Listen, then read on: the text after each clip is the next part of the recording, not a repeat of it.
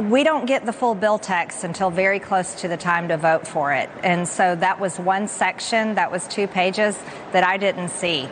This is like the time I missed that there was a second page of my AP Bio exam, except I was 15 and not a member of Congress. It's Thursday, June 5th. I'm Jane Coaston, and this is What A Day, the show that would like one 24-hour period in which a Trump administration spokesperson, in this case, State Department spokesperson Tammy Bruce, doesn't say something low-key terrifying. The thing that matters when it comes to American policy and what's happening is what President Trump thinks and says. Well, I guess today is not that day. On today's show, the Department of Justice sues Texas over a decades-old law that allows undocumented immigrants to get in-state tuition at state colleges and universities. And DOGE volunteers become official government employees making lots of official money. Fun!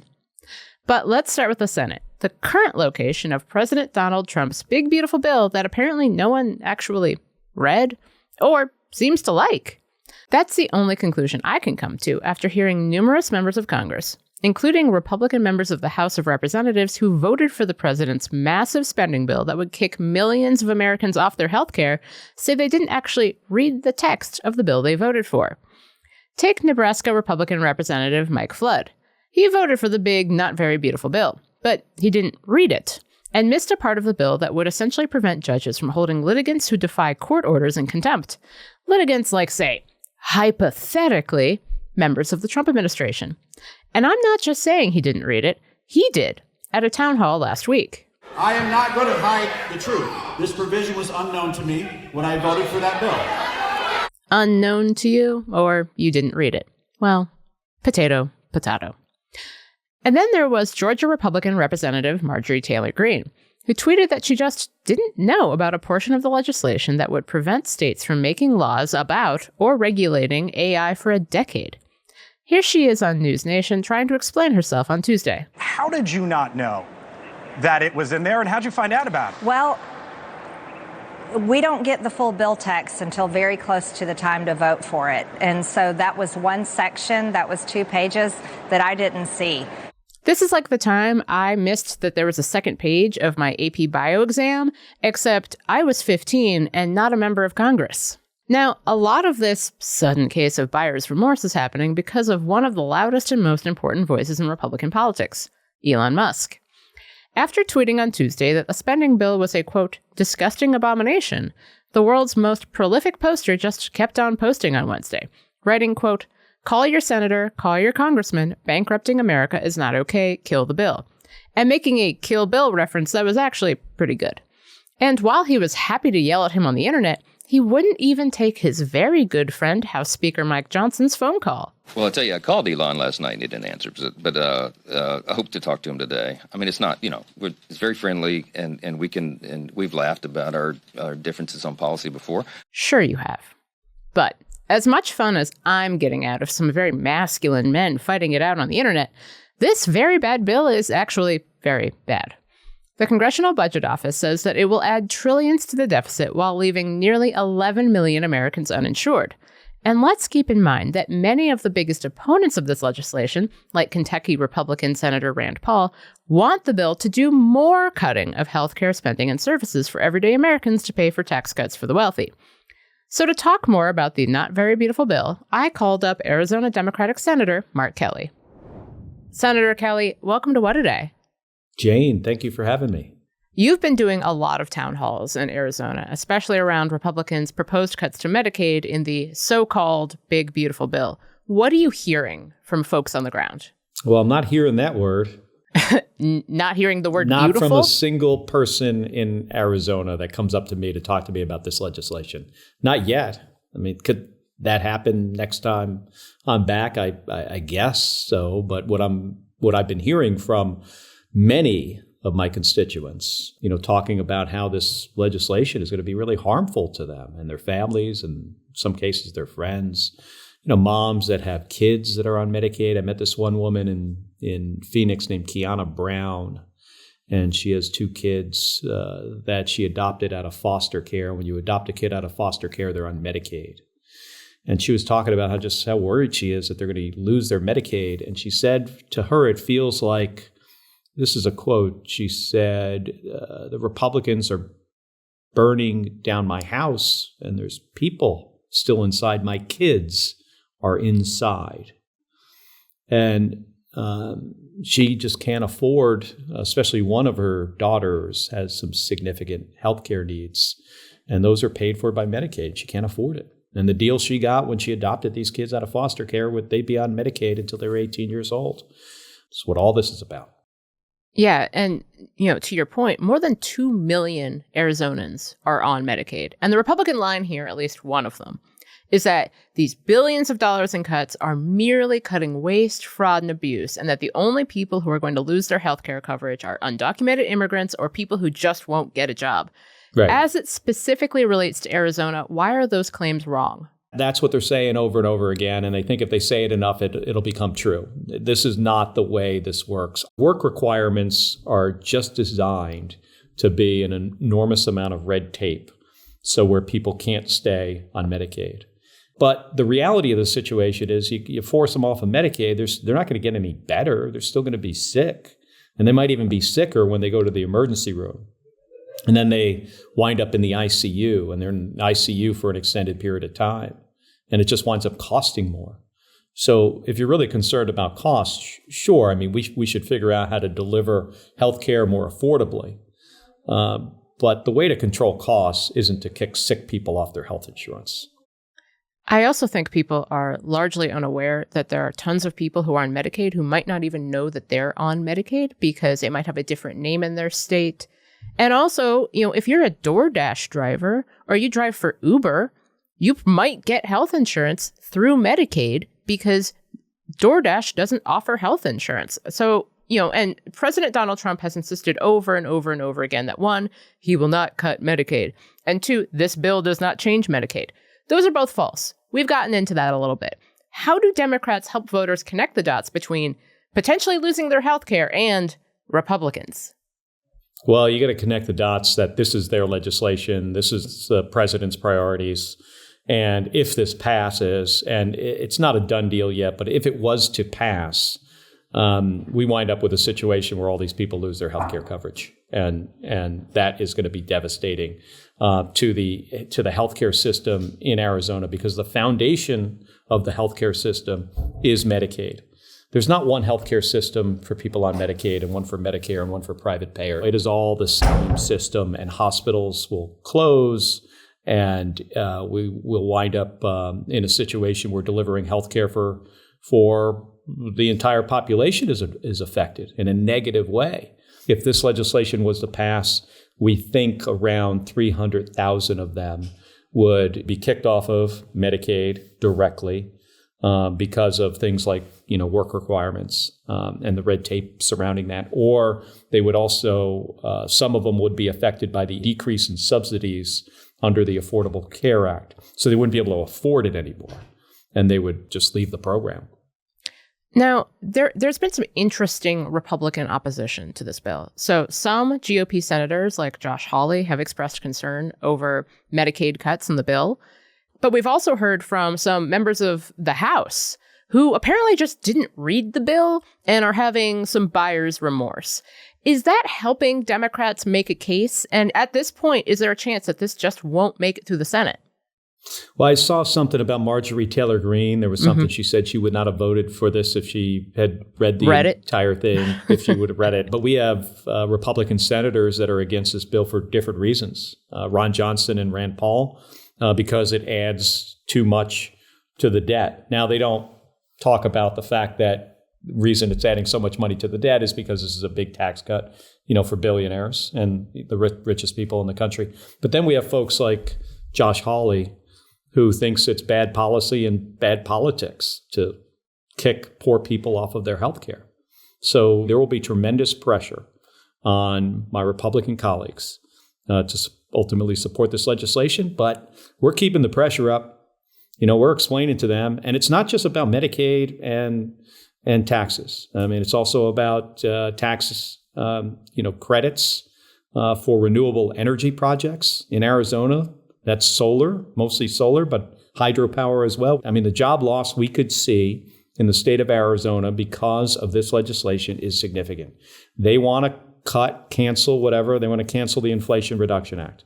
This president wants to do that because it was a successful Joe Biden policy. If they gut the legislation, in theory, you could see the price of prescription drugs go up. You could see insulin prices go back up. Instead of $35 a month out of pocket, maybe it goes back to what it was before, which for some people were paying hundreds, if not thousands of dollars for insulin. So there's other aspects of this legislation that is just bad policy. Let's talk about immigration. Obviously, big issue in the last election, and voters seem to want a tougher response along the border. Trump has made good on his campaign promise to essentially shut down the border for migrants trying to come to the U.S. As a border state, how are Arizonans feeling about that? Well, I think the majority of Arizonans, including me, we want strong border security. I look at border security as part of our national security. We can't have an open and porous border where people just walk through. We need to give resources to the Border Patrol to be able to do their jobs. I mean, that's really important. That's why we had legislation to do that, to hire more Border Patrol agents, to give them the technology they want, to give them barriers where they want them. I tell you who doesn't want a 2,000-mile border wall? It's the Border Patrol, at least the agents that I talk to. In certain places, it helps. In other places, it's a waste of money, and they'd rather have, cameras and, seismic, vibration sensors and lights and, all that stuff. So I've always been a strong advocate of giving the Border Patrol what they need. But I think it's also important to recognize that we are a country of immigrants.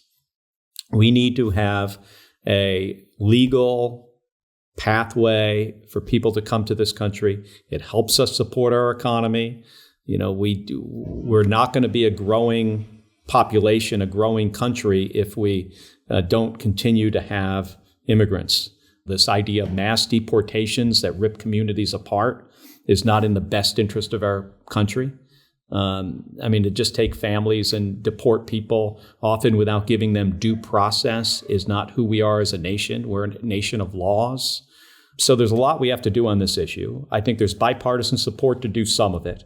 A lot of my Republican colleagues get this, that we benefit by having a strong, legal immigration system. And if you're a rancher or a farmer, they need more visas. If you're like in the healthcare industry, we need more nurses, home healthcare aides. We can get that workforce through a legal immigration system.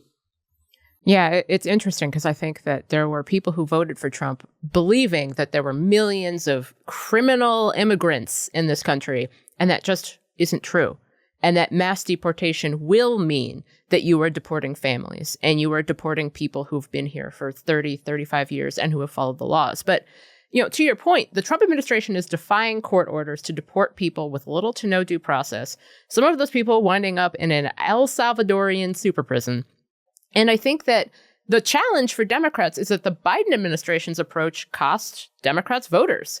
I think that there are still a lot of divisions within the Democratic Party on how to talk about immigration. You were just kind of, I think, showing how you would be talking about this, but how do you think Democrats should message this issue? I spent 25 years in the Navy, flying airplanes, 15 of it at NASA flying spaceships. I'm not a communications expert. I talk about this issue and other issues just like I think I always have, like a regular person who's trying to solve a problem. And the problem on this is it's twofold. It's, we've got a rather porous southern border. We need to strengthen that. At the same time, we need to recognize that we're a country of immigrants and we benefit from immigration. It doesn't have to be one thing or another. There are shades of gray, and then just try to talk about it like, being a regular person. Senator Kelly, thank you so much for taking the time. You're welcome. Thank you for having me on. Hey, subscribe to our channel. It takes just a second. It's a great way to support us and help people find our content, like this podcast that you're watching. Thank you. What a Day is brought to you by bookshop.org. Whether you're searching for an incisive history that helps you make sense of this moment, a novel that sweeps you away, or the perfect gift for a loved one, bookshop.org has you covered. When you purchase from bookshop.org, you're supporting more than 2,000 local independent bookstores across the country. ensuring they'll continue to foster culture, curiosity, and a love of reading for generations to come. And big news. Bookshop.org has launched an ebook app. You can now support local independent bookstores even when you read digitally. Use code WAD to get 10% off your next order at bookshop.org. That's code WAD at bookshop.org. Headlines. Trying to get other countries to lower their tariffs and trade barriers in return for us lowering ours. That's true for the things that they'll take from us. That's called reciprocity. Of course. So are you or are you not seeking reciprocity in these trade deals? We are absolutely seeking reciprocity with respect to things that can be reciprocal. What the fuck did he just say? That was Republican Senator John Kennedy of Louisiana asking Commerce Secretary Howard Lutnick a simple question on Wednesday, and Lutnick proving, once again, that no one in the White House knows what they're doing. During a budget hearing, Kennedy pressed Lutnick about Trump's approach to international trade deals. He gave a hypothetical. If Vietnam, for example, came to you tomorrow and said, okay, Mr. Secretary, you win. We're going to remove all tariffs and all trade barriers. Would the United States please do the same? Would you accept that deal? Absolutely not. Okay. Absolutely not. That would be the silliest thing we could do. Why is that? Lutnick continued. You wouldn't accept that deal. No, it's a terrible deal. We're the one with money. We're the one with the store. Of course they want us to take down. What's the purpose of reciprocity then? Is reciprocity not one of your goals? Are you telling the president that we shouldn't seek reciprocity? If that's what you're telling him, why are you trying to do these trade deals? Why, indeed. Also on Wednesday, Trump's 50% tariffs on nearly all steel and aluminum imports went into effect. That's double from where they previously stood at 25%. Imports from the UK are exempt from the increase. The president signed a proclamation Tuesday saying that the tariff hike will, quote, reduce or eliminate the national security threat posed by foreign-made metals. Sure, but experts say this will likely hurt Americans in the long run. We rely on aluminum and steel imports to build a lot of important stuff, like planes and cars. We also use steel and aluminum to package canned goods like soup and tuna. So these tariffs could make groceries more expensive. I keep saying this, but fun! A federal judge issued a temporary order on Wednesday to prevent family members of the man charged in an attack on demonstrators in Boulder, Colorado, from being deported. According to an FBI affidavit, the man threw Molotov cocktails at a group of people on Sunday. They were demonstrating for the release of Israeli hostages in Gaza. He allegedly yelled "Free Palestine" during the attack and is facing a federal hate crime charge and state charges of attempted murder. The man's wife and 5 children were taken into custody by immigration officials on Tuesday. They have not been charged in the attack. The judge Wednesday granted their request to halt deportation proceedings. According to the Department of Homeland Security, the suspect and his family are Egyptian citizens who arrived in the U.S. in 2022. His visa expired in 2023. DHS Secretary Kristi Noem said in a statement posted to Twitter on Tuesday, the suspect's actions will be prosecuted. But we're also investigating to what extent his family knew about this horrific attack, if they had any knowledge of it, or if they provided support to it. I am continuing to pray for the victims of this attack and for all of their families. Authorities on Wednesday raised the number of people injured in the attack from 12 to 15, plus a dog. Even though tech billionaire Elon Musk has left the White House, some of the staffers in his so-called Department of Government Efficiency, or DOGE, are here to stay. You might recall that DOGE workers were restricted special government employees and could only work for the feds for 130 days. But on Wednesday, Wired magazine identified 3 DOGE workers who were moved to full-time government worker status, and they've landed some of the highest federal salaries. Wired says one of them is Edward Korstein. You know, the Gen Zer with the screen name Big Balls. Wired reports that DOGE appears to be actively hiring, and Politico reported Wednesday that the White House has requested congressional funding to grow the so-called department. And that's the news. That's all for today. If you like the show, make sure you subscribe, leave a review, think about Donald Trump's abiding interest in leopards, and tell your friends to listen. And if you're into reading and not just about how seriously Donald Trump helped secure 2 Arabian leopards for the National Zoo and, according to a Smithsonian staffer, had a lot of questions about their personality and interests. Like me, What A Day is also a nightly newsletter. Check it out and subscribe at crooked.com/subscribe. I'm Jane Coaston, and Trump being a cat guy, I'm just saying it tracks.